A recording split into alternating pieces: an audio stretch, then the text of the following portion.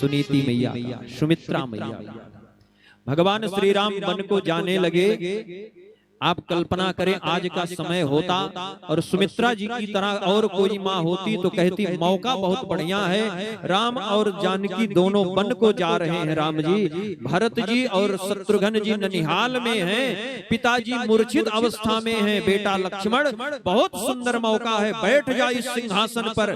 और सेनाओं की पूरी बागडोर, पूरी जिम्मेदारी सुमित्रा जी के हाथ में थी।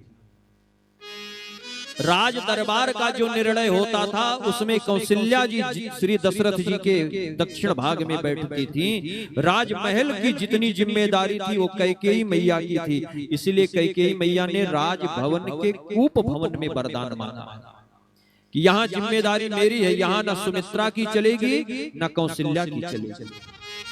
बड़ी सावधानी से वरदान मांगा। रामायण का एक एक बिंदु चिंतनीय है, साधारण नहीं। और तीनों सेनाओं की जिम्मेदारी सुमित्रा जी के हाथ में थी। इसलिए सुमित्रा जी ने लक्ष्मण जी को आदेश दिया था, जाओ कहां? बोले जहां तीनों सेनाएं रहती हैं जाकर के सेनाओं के सेनापतियों को कह दो कि सेना के सहित आए, आज राम जी को सलामी होगी। आज भी हमारे भारत में जब कोई राजा बनता है, राजा माने राष्ट्रपति पद पर बैठता है, तो तीनों सेनाओं की सलामी होती है भैया। तीनों सेनाओं के प्रमुख वहां उपस्थित रहते हैं। वैसे ही राम जी राजगद्दी पर बैठ रहे हैं तो तीनों सेनाएं रहेंगी। और आप ये भी स्मरण कर लें साथ साथ कि इसी कारण भरत जी तीनों सेनाओं को लेकर के चित्रकूट गए थे। यहीं राम जी को राजा बनाऊंगा, तीनों सेनाएं यहीं पर राम जी को अपना राजा स्वीकार करेंगी और चित्रकूट से ही राजा राम आएंगे। अब केवल राम जी नहीं आएंगे, वनवासी राम नहीं, राजा राम आएंगे। इसीलिए भरत जी पूरी सेना लेकर के गए थे। तो दशरथ जी की सेना कहाँ रहती थी? बोले सरजू जी के उस पार बस्ती जिले में जो छावनी है यहीं पर दशरथ जी की सेना रहती है।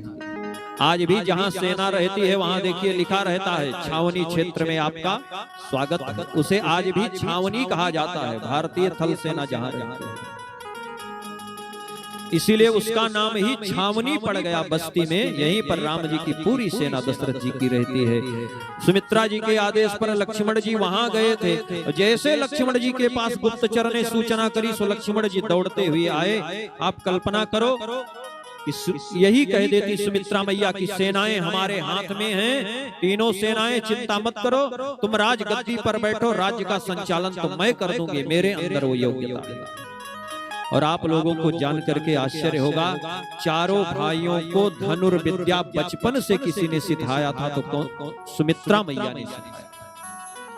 सर्वप्रथम सुमित्रा मैया ने चारों भाइयों को यह शिक्षा दी।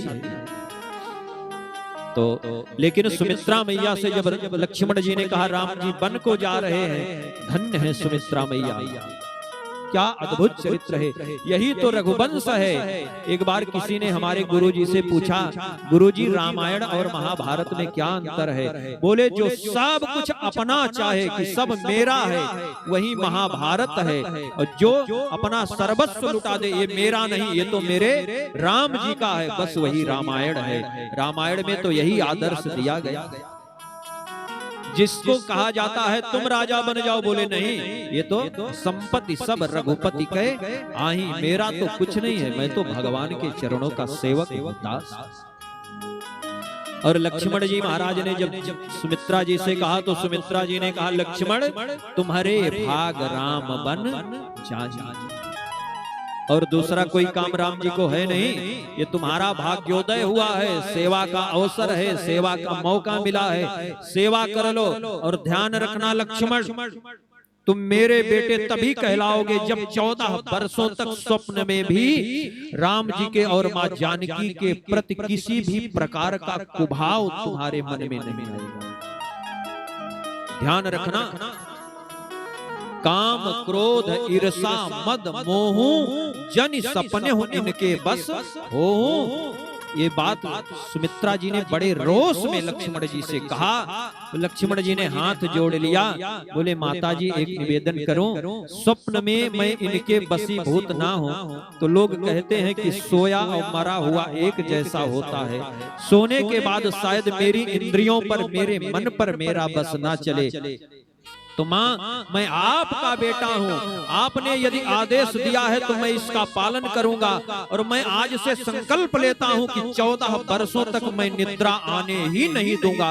अवध से जा रहा हूँ तो अवध में ही आकर के सोऊंगा। जब सोऊंगा नहीं तो स्वप्न नहीं आएगा, और स्वप्न नहीं आएगा तो राम जी के प्रति कोई कुभाव आने वाला नहीं है। काम क्रोध ईर्षा मद मोह जन सपने इनके बस बस। ये चरित्र है हमारे रघुवंश का, हमारे अवध का भैया।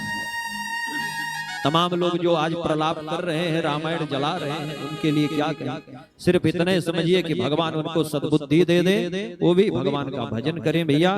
बोलिए भागवत भगवान की जय।